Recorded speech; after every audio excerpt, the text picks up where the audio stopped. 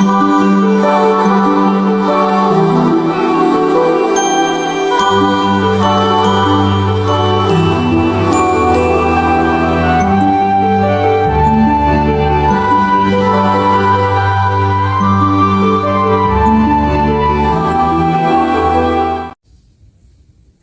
Maya, selamat siang. Halo, selamat siang Bu.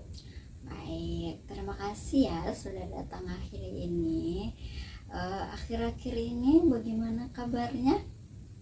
Alhamdulillah agak lebih baik Bu. Tapi saya masih sering lupa hal-hal kecil Bu, seperti jadwal tugas atau materi pelajaran Bu. Oke, nah minggu lalu di pertemuan sebelumnya kan kita sudah membahas uh, tentang kesulitan kamu dalam mengingat pelajaran dan ada beberapa hal yang membuatmu cemas ya. Iya Bu. Tapi masih agak sulit juga sih Bu, terutama waktu belajar. Kadang rasanya otak saya itu penuh sekali dan cepat lupa Bu. Oke, baik. Jadi di sini kita akan melanjutkan dari pertemuan kita yang sebelumnya ya. Kita sempat berdiskusi eh, bahwa kamu sering mengalami kesulitan dalam mengingat sesuatu, terutama yang berhubungan dengan pelajaran atau hal-hal penting lainnya. Benar begitu? Benar Bu. Saya merasa semakin sering lupa, bahkan saat saya sudah berusaha menulisnya.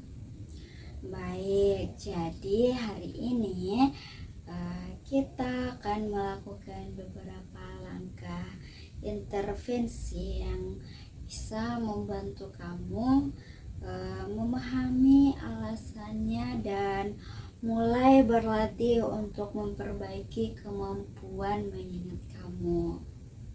Ya Bu. Oke, terima kasih sudah mau jujur Maya. Tidak apa-apa, itu hal yang sangat wajar. Ingat, kita sedang dalam proses, bukan perlombaan. Hari ini kita akan fokus untuk mencari cara agar kamu bisa melatih ingatanmu dan mengelola tekanan saat belajar. Apakah kamu siap? Siap Bu, saya mau sekali bisa berubah Bu. Bagus, semangatmu itu adalah modal utamamu untuk berubah.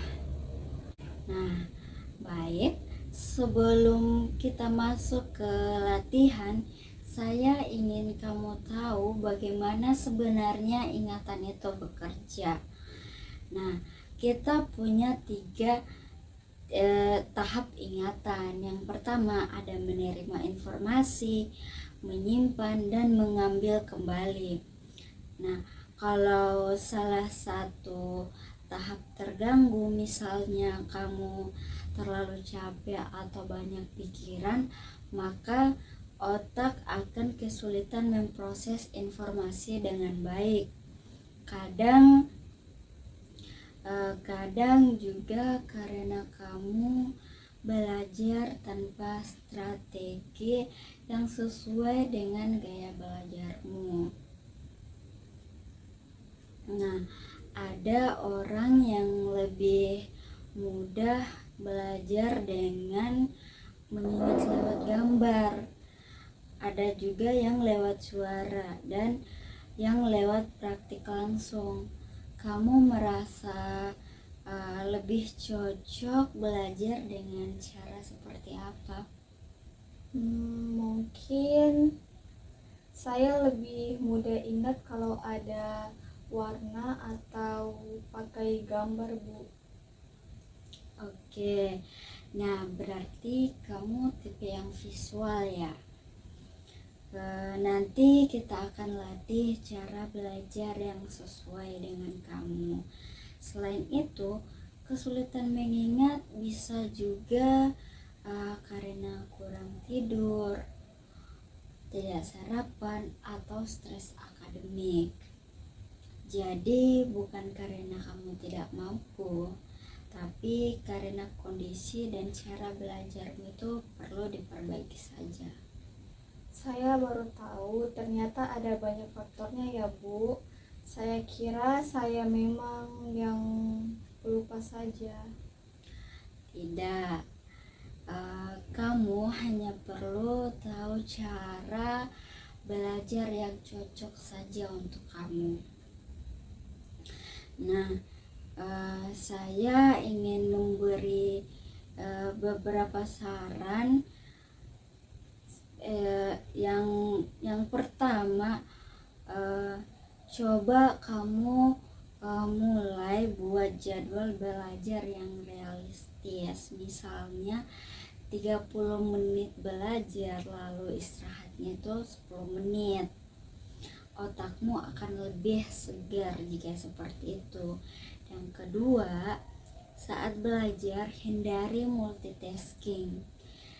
Jangan sambil main HP atau dengar musik yang liriknya itu ramai, karena itu bisa mengganggu fokus kamu pada saat belajar. Dan yang ketiga, biasakan meninjau ulang catatanmu saat kamu di rumah setiap hari. Walau hanya sebentar, setidaknya kamu meninjau ulang catatanmu. Otak itu perlu pengulangan untuk memperkuat ingatan. Selama ini saya sering belajar mendadak Bu, terutama sebelum ujian. Jadi kayak buru-buru dan ujungnya lupa lagi. Nah, itu hal yang umum banget terjadi. Belajar mendadak membuat otakmu akan hanya menyimpan informasi di short term memory saja. Nah, di sini kita ingin agar pengetahuanmu itu masuk ke dalam long time memory. Jadi harus bertahap dan rutin.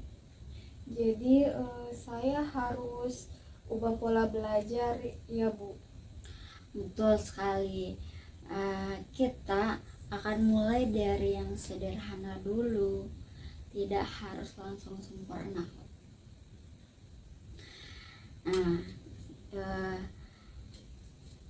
Sini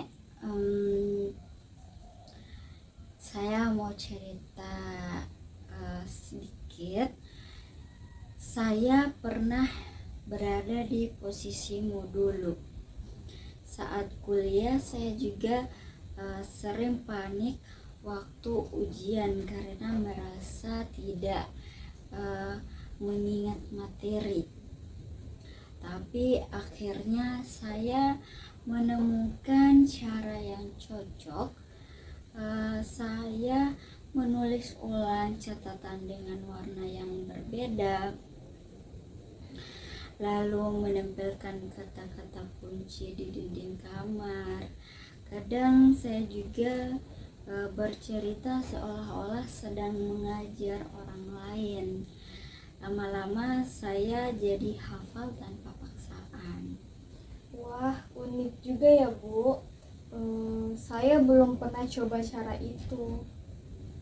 Boleh dicoba kalau kamu mau, buat belajar, buat agar belajarmu itu lebih menyenangkan sedikit.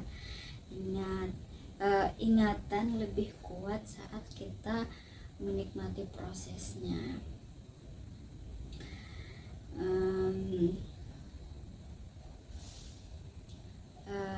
Saya bangga karena kamu mau terbuka dan berani menghadapi masalah ini, Maya.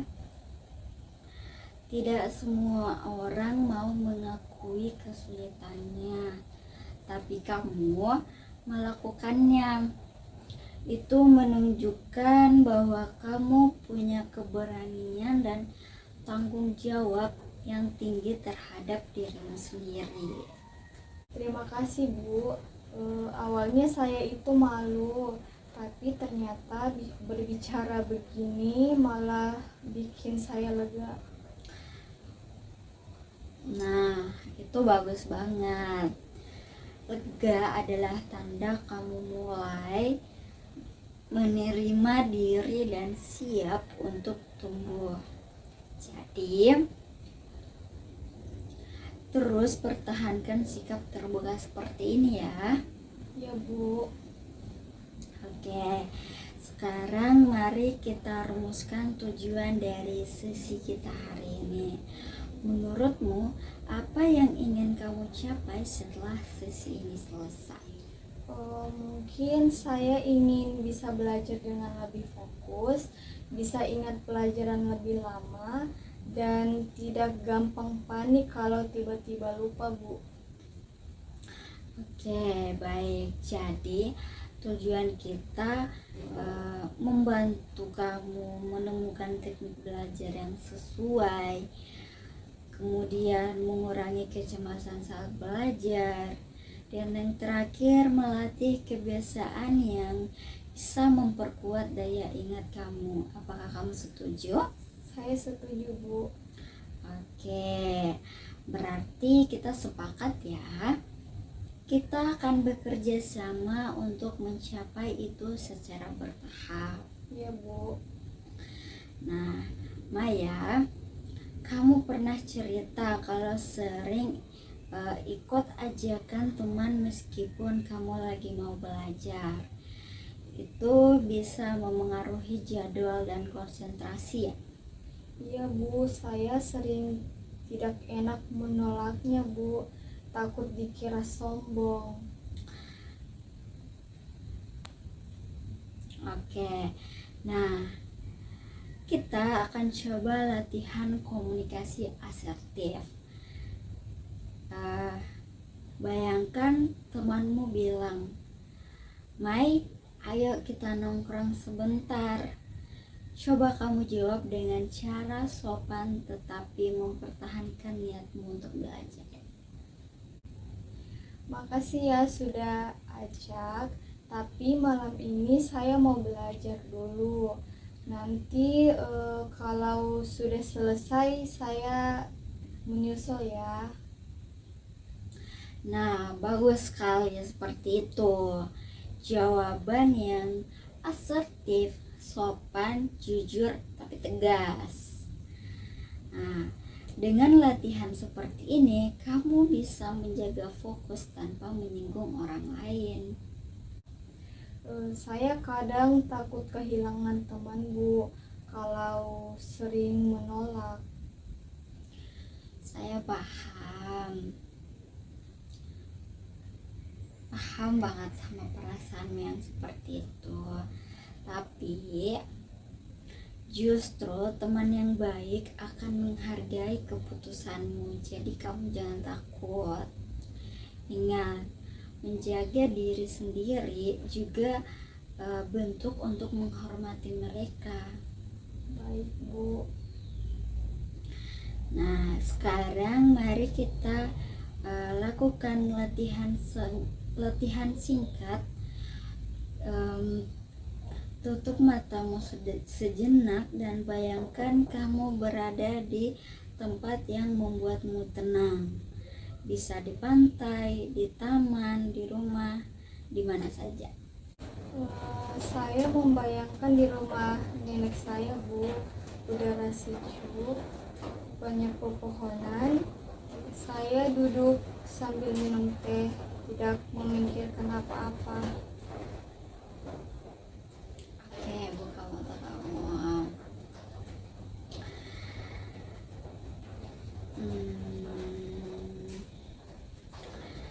Bagus. Rasakan ketenangan itu saat kamu mulai stres belajar. Oke? Ya Bu. Coba lakukan hal ini. arahkan pikiranmu ke hal yang menyenangkan selama beberapa menit, lalu kembali belajar dengan pikiran yang segar. Rasanya enak sekali, Bu. Saya jadi sedikit tenang. Oke, nah itu lebih baik. Itu gunanya relaksasi. Ingatan bekerja lebih baik saat tubuh dan pikiran rileks. Jadi, dari pembicaraan kita hari ini, kita sudah belajar bahwa kesulitan mengingat bukan berarti kamu kurang cerdas. Kita sudah membahas faktor-faktor yang menyebabkan strategi belajar efektif, latihan asertif, dan cara menenangkan diri. Kamu juga sudah tahu bahwa dengan perubahan kecil hasilnya bisa jadi sangat besar. Iya, Bu. Saya jadi punya semangat baru untuk mencoba cara-cara itu, Bu. Bagus sekali. Kalau kamu mulai menerapkan satu langkah kecil saja setiap hari, itu sudah termaksud kemajuan yang sangat besar. Nah, sekarang kita akan mencoba satu teknik relaksasi lanjutan supaya kamu bisa mengatasi rasa panik waktu lupa sesuatu. Tutup matamu lagi dan tarik napas perlahan lewat hidung. Tahan sebentar, lalu hembuskan lewat mulut. Sekarang bayangkan kamu duduk di ruang ujian. Kamu sempat lupa jawaban, tapi kamu tetap tenang. Kamu menenangkan diri, menarik napas, dan perlahan-lahan menjawab jawaban yang muncul lagi. Iya, Bu. Rasanya lebih percaya diri. Bagus. Ini namanya teknik desensitisasi untuk mengurangi ketegangan saat menghadapi situasi yang biasanya bikin kamu panik. Kalau kamu rutin latihan ini, otakmu akan terbiasa tetap tenang di bawah tekanan. Saya suka latihan ini, Bu. Kayak bisa mengatur diri sendiri. Nah, benar sekali. Kamu mulai bisa mengendalikan pikiran dan emosimu. Nah, sebelum kita akhiri sesi hari ini, saya ingin kita membuat kontrak sederhana ya, Maya. Iya, Bu. Oke, dalam 1 minggu ke depan kamu akan berkomitmen untuk belajar dengan metode 30 menit, 10 menit waktu istirahat. Kemudian membuat mind mapping untuk 2 mata pelajaran yang kamu anggap sangat sulit. Kemudian kamu melakukan latihan napas dan visualisasi saat kamu sedang merasa stres, dan menolak ajakan teman dengan cara yang asertif. Dan terakhir, tidur dengan cukup minimal 7 jam per hari. Bagaimana, apakah kamu sanggup untuk melakukannya? Saya sanggup, Bu. Saya ingin buktikan kalau saya bisa berubah. Oke, sangat bagus sekali. Saya percaya kamu pasti bisa, Maya. Minggu depan kita akan membahas perkembanganmu lagi ya. Kamu tidak sendiri, saya akan mendampingimu sampai kamu merasa lebih baik. Terima kasih banyak Bu, sesi ini benar-benar bikin saya semangat lagi. Sama-sama Maya, saya juga bangga kamu mau berjuang untuk dirimu sendiri ya. Ingat, perubahan besar selalu dimulai dengan langkah kecil. Selalu dimulai dengan langkah kecil.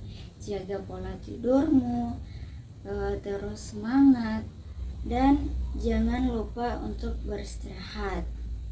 Iya Bu, terima kasih atas bimbingannya. Sampai ketemu minggu depan. Sampai jumpa minggu depan Maya. Kamu hebat hari ini. Terima kasih ya sudah datang untuk hari ini. Sama-sama Bu.